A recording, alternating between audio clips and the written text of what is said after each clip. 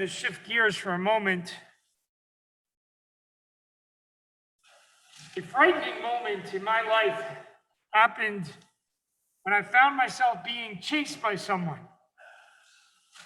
I ran away as fast as I could and got into my apartment building, and still they followed. They kept closing in on me. I was pretty scared. And just then, I woke up. Dreams or nightmares happen all the time. Sometimes we even remember them.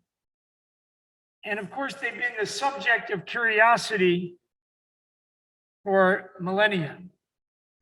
What do dreams mean? Can they portend the future?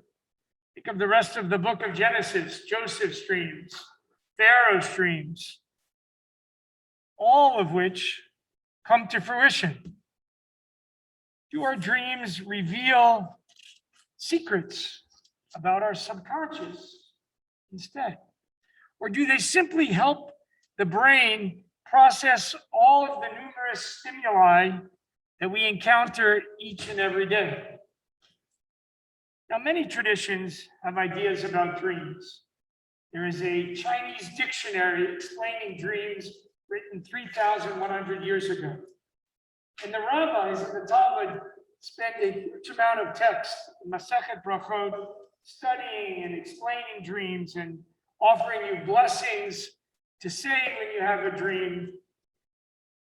Rabbi Chisda teaches that if you have a dream that has not been interpreted, it's like a letter that's been sent to you that you have not read. Now, this week's Parsha opens with a pretty famous dream. Jacob has run away from his brother, who says he wants to kill him because Jacob stole his father's blessing. A little bit of animus between the brothers. And leaving home, Jacob heads for his mother's birthplace of Haran. A serious trip, but he's tired. He comes upon a place, Makom. He stops for the night, takes a stone for a pillow, not always recommended. He falls asleep. And there he dreams of a stairway to heaven. It's one of my favorite songs. And anyway, he's dreaming of that stairway, and he sees angels ascending and descending. And then God speaks to him, reassures him, Jacob, everything is going to be okay. Now, given all of his intense anxiety that he had, the dream's purpose seems to be pretty clear: to allay Jacob's overwhelming emotions. This week I read an article by Brooke Jarvis entitled, "Did COVID Change the Way We Dream?" It focuses on a scholar who teaches at Harvard Medical School in the psychiatry department, Deidre Barrett. And Barrett collected more than 15,000 dreams from the first 18 months of the pandemic. There were a number of insights that she took away from all of these nocturnal visions. First, the pandemic produced many more than the usual number of memorable dreams, perhaps due to the additional stress we were all under. The total number of dreams remembered also increased, perhaps because some people slept more, or perhaps because the upheaval was so great. A similar phenomenon, by the way, happened after 9/11. So what is the purpose of dreams? The jury's still out. Some maintain that they are fundamentally meaningless and merely a side effects of random neurons firing in your brain as the brain goes about the business of doing more important stuff, and this is kind of a side effect. But as the pandemic demonstrates, there are actually patterns that we see in dreams. Over the last 2 years, Barrett said that we dreamed about the pandemic.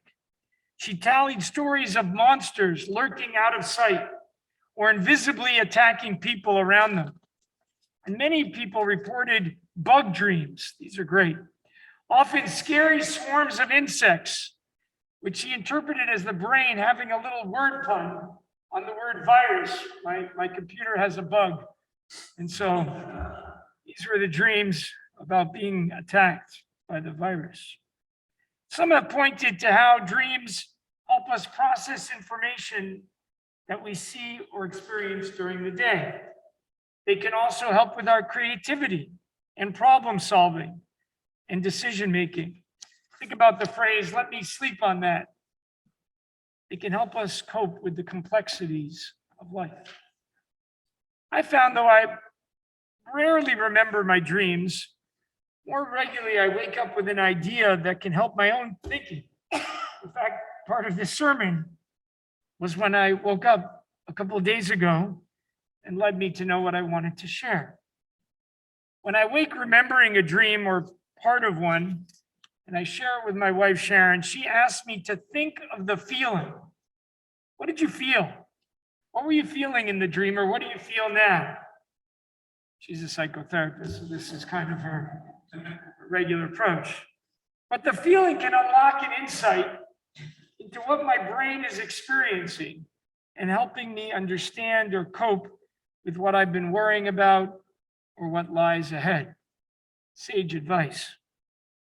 Now, some of these notions are found in Jacob's dream in this morning's Parsha. God reassures him. This, of course, accords perfectly with the notion that dreams help us cope with anxiety.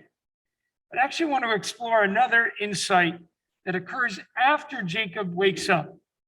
Upon arising, Jacob says to himself, "Achen, yesh Adonai b'makom hazeh v'anochi lo yadati." Wow, that's kind of my modern translation. Wow, God is in this place, and I was unaware of it. Jacob has this dream which led him to a new and deeper spiritual realization. Ibn Ezra, the great 12th century Spanish commentator, explains that Jacob is in an inexplicable place. He says, quote, "It is an extraordinary mystery."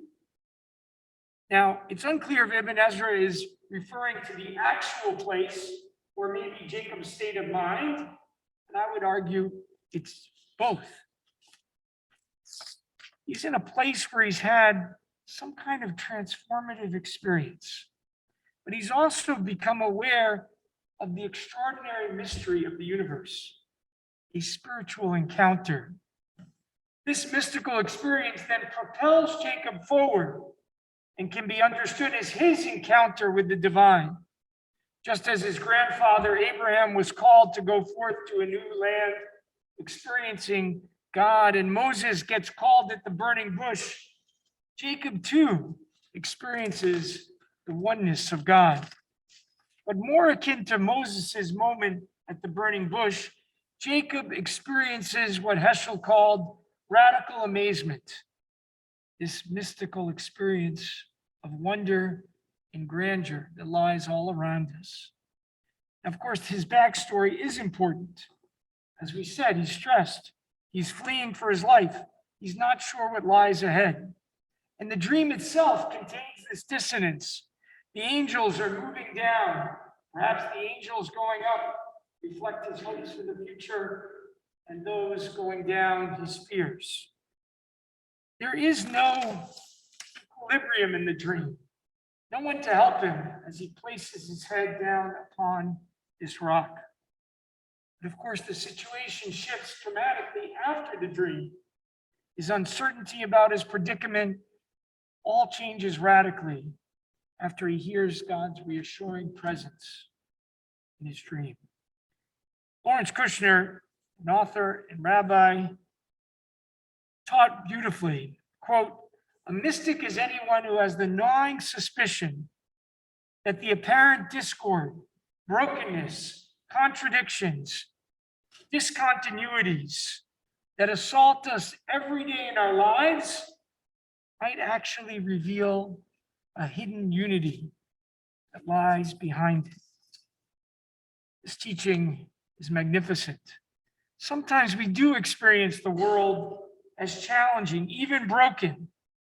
But behind that, there is a oneness, an awareness that everything is interconnected. And from that place, we can experience this mystical intensity. Perhaps Jacob felt that after his dream. His troubled soul becomes aware of God's presence, which sends him forth reassured and more settled. I pray that our own dreams help us deal with our own uncertainties in life, bringing us closer to a more calm appreciation of our world and its intrinsic oneness. Shabbat Shalom.